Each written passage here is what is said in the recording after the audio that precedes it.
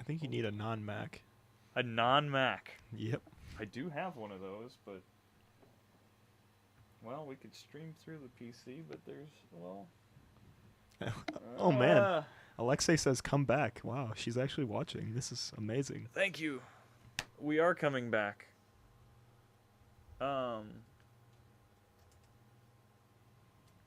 We're talking about cell phones. People use cell phones. It's the tech that people are being forced into, it seems.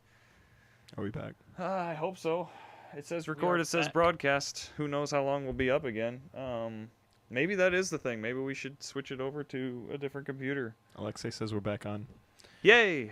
So This is gonna anyway, be to one finish hell of up, to finish up the iPad story or the Android story, what? It's all the same. So what does a hypothetical Android tablet have on it? Is it is it like your cell phone Android and it has all the same apps, or do you have to write special apps for the pad Android? Well, I think it would be just kind of similar to the iPad in the fact that you're going to have your apps to begin with just scale up to be the size of the screen that the Android iPad would be, and then you'll eventually have the people that will go the extra mile and code their things to be a higher resolution to give you more screen real estate to,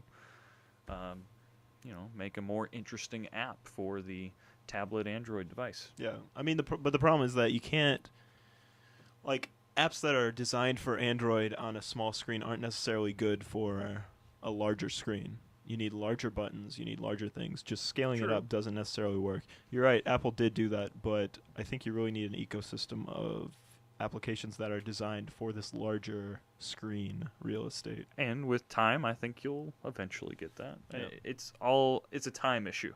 Just like building this studio and getting Ustream producer things that broadcast and don't crash, it all takes time. And editing wedding videos. Because that's what I've been doing all day.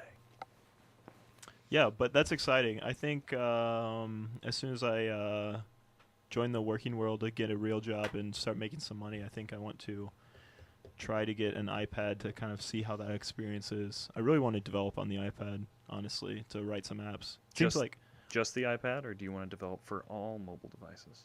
I mean, all mobile devices, but the iPad is really interesting. I think that, did you see Steve Jobs talking about how, I don't know, this is just Steve Jobs rhetoric, but it kind of made sense how back in the day, he was comparing cars to the mobile ecosystem and computers. How back in the day, every car was a truck, right? Every car was a truck, Basically, all right? like Model T. I guess Model T wasn't necessarily a truck, but everything was a pickup truck, basically. And then as design flourished and as car technology increased, we got specialized designs of cars, so that we now have like small cars and larger cars and SUVs, and they're still pickup trucks, but they're only used in specialized cases. Right. So is a Mac like a Corvette of the car analogy? So he was saying that the iPad is kind of the new age of computing, and that metaphor is similar to why laptops and desktops might go away a little bit. They're not going to go away entirely because certain people like developers or video editors might need these things, but he thinks that in the long term, the design of computers will fundamentally change, and the iPad is the beginning of this. Gotcha. I believe it. I think that's the exact direction that we're headed. It's kind of interesting. I Kind of wish I could exciting. not disagree with you to debate against you, but I agree with that viewpoint. So we're just going to stick with that. Brad, do you disagree with us? No, I agree. All right, we're all, don't know what the word I'm looking for is.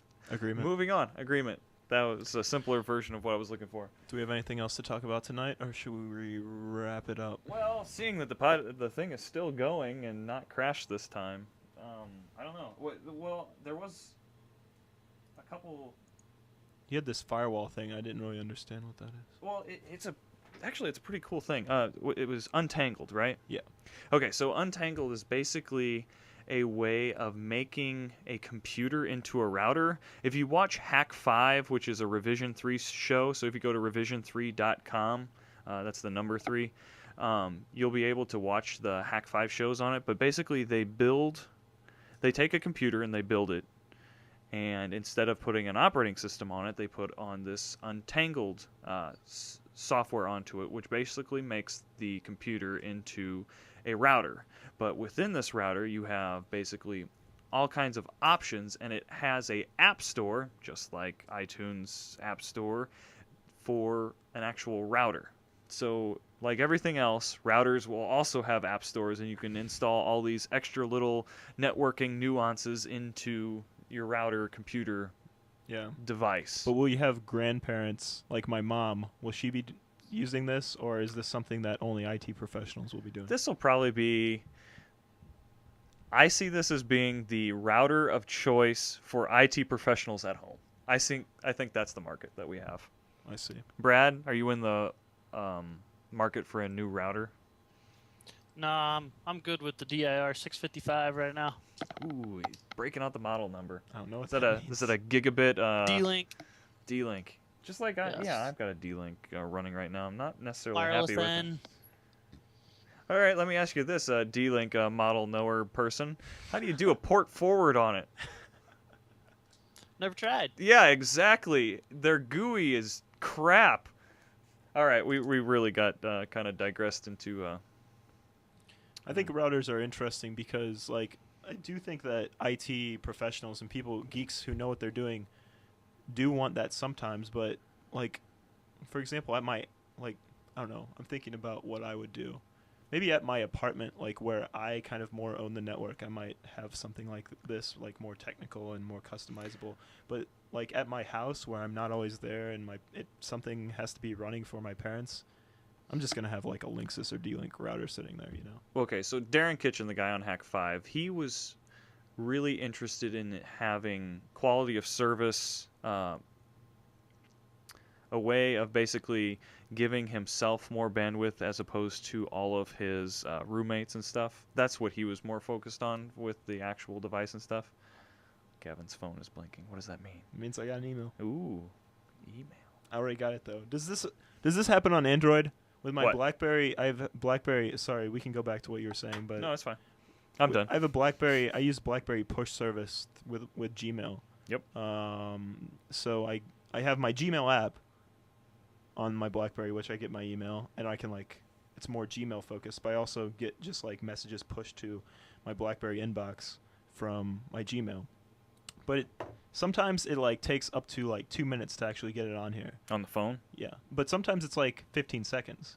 But like if I'm on my email, I'll typically see this time it looks like it was 11 minutes, and I'll typically see my email in my Gmail inbox like maybe 10 minutes before I get it on the BlackBerry, which is kind of annoying because I have to go to the BlackBerry. Well, I can either ignore it for like 30 minutes until it resolves itself, until the BlackBerry checks Gmail and realizes that it's a red message, or I can go to my BlackBerry and click read so that everything's all hunky-dory again. I think that's going to be a BlackBerry issue because with my phone... It is a BlackBerry issue. Well, okay, fine. Then we'll just leave it at that. But on my little Android phone here, my primary email is my Gmail. So that is my inbox, and I get emails the same time on my phone as I do on my inbox on my computer. And do you only have the Gmail app, or do you have like some other thing that I have- pushes the email to your It's the- inbox? Gmail app that comes already pre-installed on the phone. I have that. I also have they have an email app, just email, not Gmail. Yeah. Email app that I have linked up with the Exchange server at work, Yeah. and I normally, depending on coverage with the cell phone signal, I normally get my emails with work on my phone before I get them on the computer. That's interesting. That is interesting. Yeah, that's a BlackBerry thing because BlackBerry runs the push service for my email, so that's why it's like 10 minutes, which is kind of annoying. But So you should ditch BlackBerry. We've come to this decision now. Yeah, and switch to Android. Android it is. Dude. Android power. Android it is.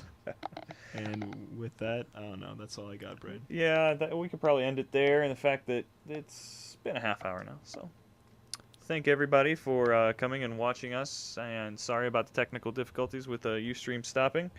Brad, thank you for joining us. We hope to have you back on here soon. Gavin, you as I'll well. be here. We'll Thank get you in from Chicago somehow, I'm sure. Yes, thank you all for watching. Outro music for everybody. Thank you once again. This has been Tech Talk Tonight. Adios. Mahalo. Auf Wiedersehen. Namaste. Ran out of goodbyes. Good day. Thank you.